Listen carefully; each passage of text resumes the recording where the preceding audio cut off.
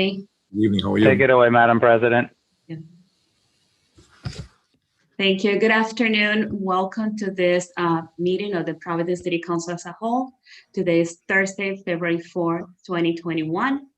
And we are here for this meeting. As I have said before, every time we have these meetings, the purpose is for shared learning among the city council members and among the staff of the city council and the public in general, since everybody can watch this also via Zoom or via the YouTube channel of the city council. So we always pick different topics that are of interest to the council members, to the future of the city. We have to think about the future of the city and make sure that there is a shared knowledge about the city moving forward. So that's why we're having this meeting. And today we have some guests. So with that, Mr. Clerk, can you please call the roll? Council President Matos. Present. Councilwoman Anthony. Present. Councilwoman Castillo. Present. Councilman Correa. Councilman Correa is absent. Councilman Espinal. Present. Councilman Goncalves. Present. Councilwoman Harris. Present. Councilman Igliozzi. Councilman Igliozzi is absent. Councilor Kerwin. Councilor Kerwin is absent. Councilwoman LaFortune. Councilwoman LaFortune is absent. Councilor Miller. Present. Councilman Narducci. Here. Councilwoman Ryan. Present. Councilor Salvatore. Councilor Salvatore is absent. Councilman Taylor. Here. You have 10 present and 5 absent. You have a quorum. Thank you. Madam Clerk, could you please read the first item into the record? Providence Public Building Authority status update presented by Chairman Stanley Weiss. I want to thank Council President Matos and the council for giving me a chance to talk to you, because we really relate to you. The council is what authorized this bond, which is what sort of got us very activated, these infrastructure bonds. And so I really want to talk to you because and explain who we are and what we're doing for you and for taxpayers, because ultimately at the end of the day, you represent the taxpayer. The Providence Public Building Authority was created in 1987. Back then, Cianci signed it, and I think the grant office, and that was a deal between the state of Rhode Island and the city. You didn't go up for a public referendum because infrastructure often can't wait for that, for exigency. You have to be able to issue a bond or get the money to do it. So the state and the city set up this idea of an independent authority, which reports back to the council president or the council, because they gave the ability to issue, to allow us to issue bonds for these infrastructure projects. In the past, all these bonds were like education bonds. We had a recent one, 140 million. The education bonds are reimbursed 85 cents on the dollar. It only cost us 15 cents. So for all the years, and I've been on the board for almost 30, we gave it a cursory review, meaning if the architect and engineer signed that the project was done, it's blah, blah, blah, we then wrote the check. By writing the check as an authority, let me just say, we obtain our money from the bond from a custodian trustee in New York. 150 million is sitting in that checkbook for them, and once a month we meet. And for anything that goes out of that checkbook needs 2 signatures, from the city and from the authority. And believe me, if the authority has a problem, guess who we go to? Councilwoman Santos. Because we're the independent authority to work with the city, and we want to, and thank goodness we are working, and Jordan will make a few comments now. It wasn't easy to do this. The first infrastructure bond was 3 years ago. It was $40 million. I didn't like there was no transparency. I mean, we had so many questions at the end of the month. We were looking at, go sign this, and we took since these were signed off by professional architects and engineers. Well, how can you argue when you sign the check? Now with these infrastructure bonds, they're 100 cents on the dollar. This is fully responsible. Now it's 140 and 115. You add it up. That we have to pay as taxpayers back 100 cents on the dollar. So this to me, I said to the mayor, this is for this new 115 million. I can't see us going down the road the way we did the first infrastructure bond of 40. I said, I have a very good friend that I haven't used in 15 years, probably one of the best construction lawyers in the state, Jerry Visconti. And I went through this, Jerry, I said, to do the new bond, we're going to have to hire the same people, consultants that did the $40 million bond, and they gave us a price of $1.5 million to administer. I said, holy Hannah, we can do this for half and get more for our money. And the mayor understood construction. I understand. And I've been a taxpayer, by the way, for over 50 years, sometimes very big years. And I said, we can do a much better job in-house here. And so I went to the mayor. And I said, look, I said, we've got to be independent here. This is a lot of money. It's probably, 100 cents on the dollar. That gets me nervous. It's not like the state's paying me back most of it, and I leave it up to them to make sure everything is done right. And there were education bonds, and the education people take care of their own business. This is infrastructure, something very different. So at any rate, the mayor said, I want you to, if you need a construction manager, a guy to bring us through this, he says, I'd like you to use the master list. Good. No problem. Bill Marchetti, we have, is on the master list. He said, I would like you to use the Board of Contract and Supply. I said, I have no problem to that, but really, in terms of visibility, and I'll talk to Councilman Santos later, we would like some type of seat on it, of representation in some way on these bonds. The Journal had an article about 6 months ago about the education bonds and how Gilbane, and does it get bid out? Well, guess what? It's coming up in July and August, the RFP for that. So we need some oversight here and on these bonds. And so at any rate, we got live. We have our own place here at 50 South Main Street. It's in the ground level. It's actually a basement. We have a small office, but everything gets done here. It's a separation between us as an independent authority and or being absorbed by the city in the planning department or whatever, in which case we're not really your independent authority anymore. You're kind of like part of the city. And it's good. It's good to be part of the city. That's why this location is good. We're right down the street from Jordan. And so we can communicate that way. So at any rate, we've set up here. I have people I want to recognize. I know time is short, but I'd like to introduce you. First of all, I've been on the board for 30 years. Mal Salvador is our attorney, in-house counsel. He's been as long as I have. We have to have that continuity. And then we hired Bill Marchetti, who's fabulous. I think the city's all recognized what a fabulous job he's done at a fraction of the price of ferreting it out. Do we have questions? Let me example. You have a vendor that gives you a $160,000 change order. 2 weeks before they expect a check. Don't you think we want to see the details behind it? Did an RFP go out? No, because there was an existing contract and they were just adding on to it. It's called change order, change order. And that's the kind of thing we want to see. And we have found things and we're going things thoroughly. And at the end of the day, we'll have a better product because really haste makes waste. The other things, we're going to do a website and working on that. And in our budget, which is half as much as the other people want it, we also have a public relations, Duffy and Chandler, because we want to have a website for councilmen to see what projects are in their area, CIP type of thing. And so the public can see what's going on in that regard, and also do press releases when it's important, when projects come in and show the visibility of things happening. The problem with our type of bond, you see, in a business, you have a sinking fund. You have a reserve replacement account. You build up for that. In the cities like Providence, you don't do that. you offer a bond and say, now we're going to take care of all the repairs. We don't have a sinking fund. And this infrastructure thing is a sinking fund, and it's only going to get bigger. We're an old city.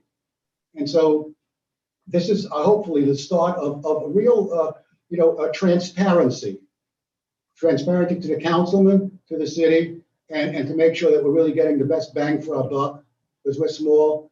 And they keep telling me, don't use the word. I come from a poor family in Brooklyn way back, and whenever I wanted to spend money, my mother would say, this is blood money. You don't do this. They said, don't use the word blood money. But 100 cents on the dollar, I kind of felt that way. And that's why I feel we need its real supervision. And if we could do it at less cost and save money, that's why we're here. And I'd like, could you talk a few minutes? Unless anybody has questions. My name is Bill Marchetti, and I represent the Providence Public Buildings Authority as an owner project manager. And overall, my responsibilities have been to work closely with the city team members, Jordan, Bob Azar, and each of the department heads and project managers in order to develop tighter contract documents together, understand what the projects are, come up with strategies and ways to expedite work, and overall work as a team collaboratively together to make the projects that we have ahead of us successful. And success is measured by delivery on time, with quality, and within budget.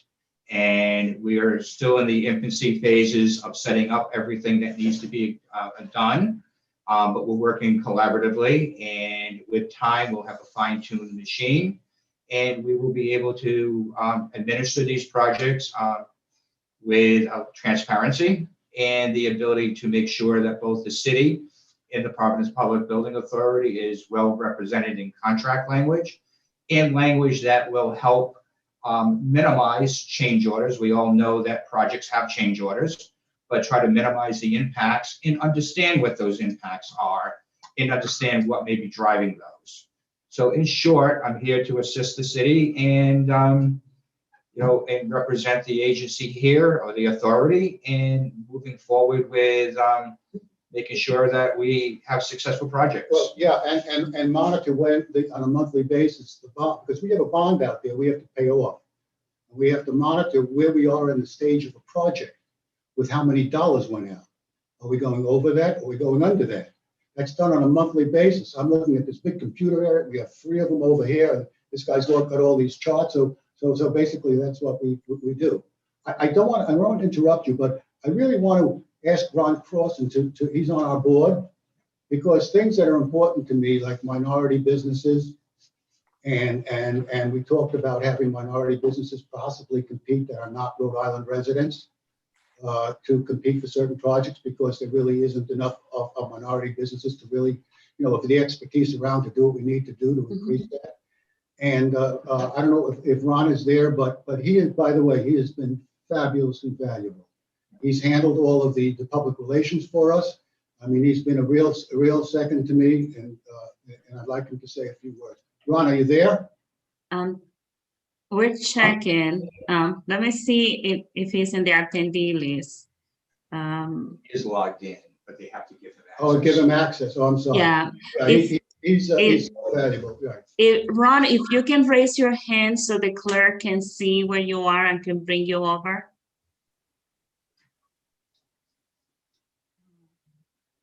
Hey, Mr. Crossan, if you're logged in, if you're able to click on the participants button in the control panel at the bottom, and then on the right side, the panel that opens up with the people's names, there should be a button that says raise hand if you're present. I don't see anyone attending that has a name similar to Mr. Crossan's at this time.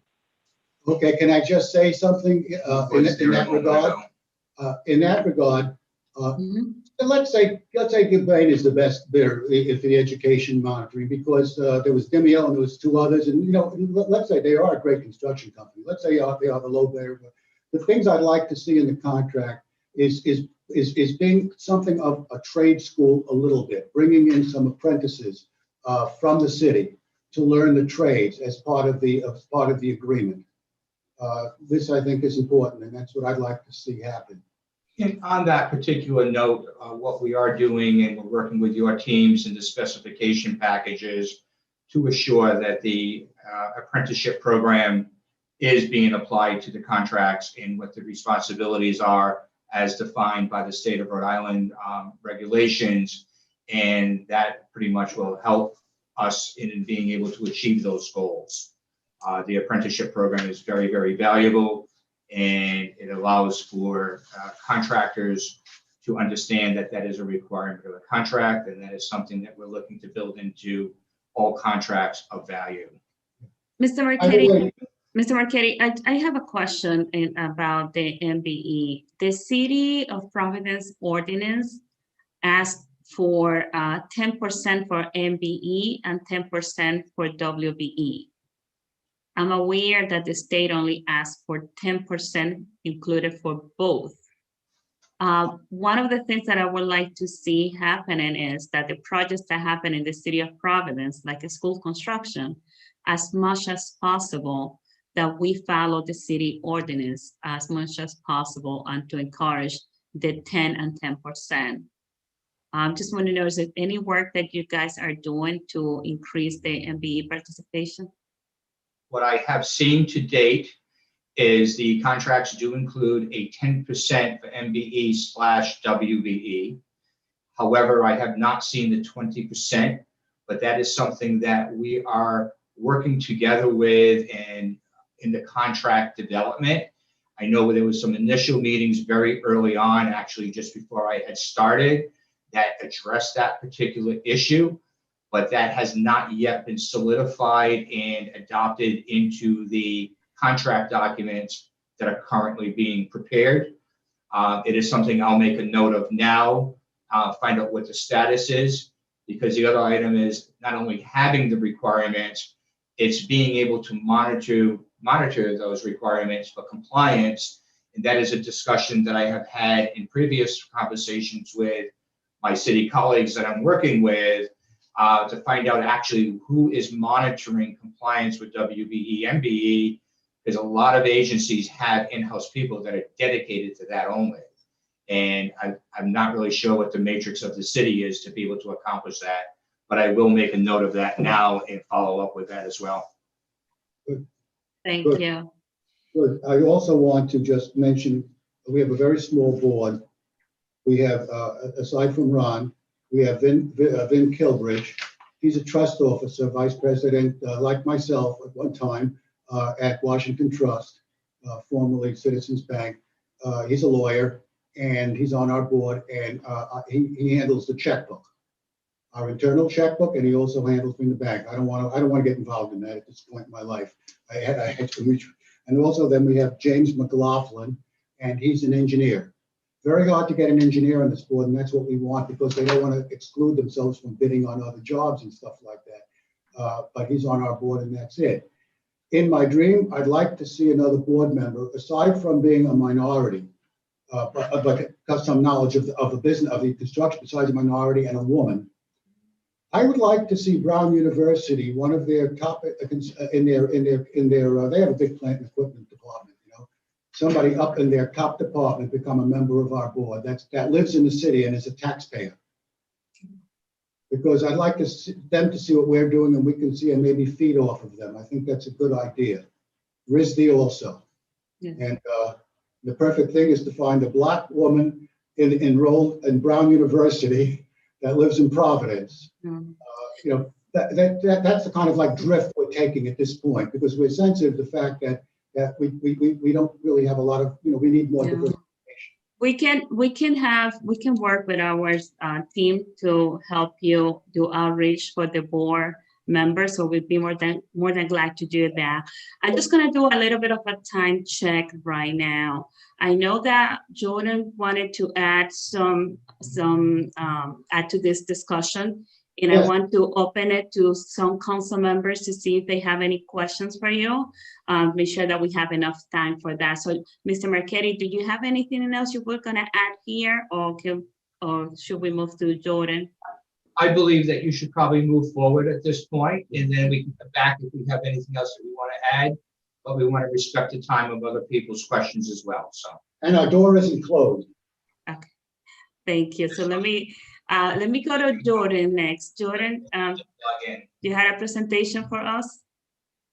Hi, Council President. I don't have a presentation, but I just wanted to take a few minutes. I work with the chairman and Bill and Mal and all the members of the board. And that's one of my, I think Bill and I are on each other's speed dials at this point. And so I just wanted to talk a little bit about our relationship and our dynamic as they're talking about their role and how that plays into project management. I think folks here know for some time we had a prior OPM, Mark Zawatsky, serving as an oversight and managing the financial piece of our CIP, doing that analysis, working with us. And through conversations with the chairman, as he mentioned earlier, we decided to work together on a different approach to how we were going to do oversight. And so that is how Bill Marchetti joined the PPBA team. And so he started back in September. And so we've been working with him collaboratively to ensure that there's transparency, we're working together, that we're executing projects, and that we're moving things forward. Of course, things have been a little bit more challenging over the last year. We all know that we've been facing really weird times. And so where our teams, while working through some of these more challenging circumstances, have been trying to coordinate with Bill and other members of the PPBA team to make sure that we're continuing to move those projects forward. And so that's been a really exciting part of this development in how we're working with the PPBA.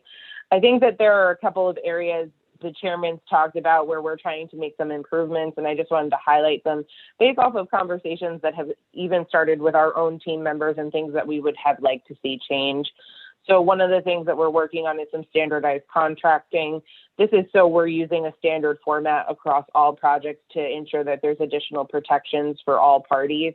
And Council President, that's where we would definitely add some language about MBE, WBE participation and enforcement of that participation. And so we would work on that. And I know that Bill is going to add that to the list of things for us to do. I think one of the other things that we're looking at doing is improving our interdepartmental fee structures. So I know members of the Finance Committee are probably familiar with this conversation, but we want to ensure that we're not overcharging our own city departments for fees and unnecessarily burdening projects with fees that we have control over. So that's one of the things that we're going to do an analysis on and take a deeper dive in to make sure that that money is going directly into the projects as well. Jordan, Lastly, just when you're having this conversation, I know that Deputy Majority Leader Harris is very interested in this topic when it's related to housing projects. So please make sure that she's included on those conversations. Happy to do that. Madam President, if you don't mind, also Council Majority Leader Ryan as well. Thank you so much. Thanks. Thank you, Jordan. Thank you. No problem. And so I will make sure to include them in some of those conversations for sure. I think the other piece that we're working on is making sure that, and folks who do public purchasing are probably very familiar with this, but many of you have seen contracts that come before the council or the Finance Committee. We want to strengthen the RFP template. So we go out to bid for projects. There's a template that we use. We want to make sure that there are additional protections or additional measures outlined from the very beginning to make sure that we're getting the level of protection needed when we're finalizing these projects. And so working with Bill, members of the PPBA, legal counsel to create templates that make sense for our team to use to make sure that all parties are more protected, but we're also getting a really good product and it's a really strong contract. So those are kind of our priority areas. We are working together to make sure that we're in alignment, and it's been really an exciting time to work together and make sure that I think we all understand that this $115 million is and in addition to kind of a lifestyle that we have agreed to adopt to make capital improvement a part of our core activity as the city. And so we want to just make sure that long after we are all out of our roles, that this legacy of this work lives on and that there is sustainability in this work. And so it's important that we build these procedures and we work together to make sure that that happens. And so I'm happy to say that that is happening, and it is very exciting to do this work. Thank you. Madam President, can I? Visconti. Yes, I wanted to mention Jerry Visconti has been a real help. He's brought in the AIA contracts that we haven't had. And so that recognition is important. And also Mal Salvador, who's been our in-house counsel every step of the way with the city. Thank you. Thank you, Mr. Chairman. So I'm gonna go to Councilman Arducci. In the meantime, Sean, I see Ron Crossan in the attendees. Can you move him over? Councilman Arducci. Yeah, I just want to say the affordable housing is important to a lot of us. I think it would be proper if you were all kept in the loop moving forward. I understand. Our responsibility is we don't pick the projects. The city picks the projects. We're charged with, by the way, we have very broad powers. If the city, let's say, didn't want to do a project and wanted us to do it, we have the power to buy, sell. Actually, did you know that most of the city's real estate, about 500 million, we have the illegal title to? How do you think we get the bond? That's the collateral. And we lease it back to the city. Aren't we nice? So, but the reason for, but that's the reality of the situation. But we don't pick the projects to the city, but affordable. I agree. And I'll tell you, Councilman, that's let me tell you my other idea with that is to issue, there should be an incentive for city employees to live in the city. The biggest investment they'll ever make is in their house.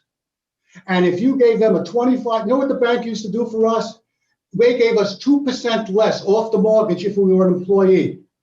That was real money, 2 points. You think some people left so fast? I got to tell you, if you gave them, you're not taking anything away from anybody else. And a lot of these young immigrants that come here, they come in, the first thing they do after they get established and get a job in the city, they move out to Cranston, this and that, and outside the city. You want them to stay here. Look at the early 20th century. We're in the 21st. There you had Atwells Avenue, you had it, and then they fly.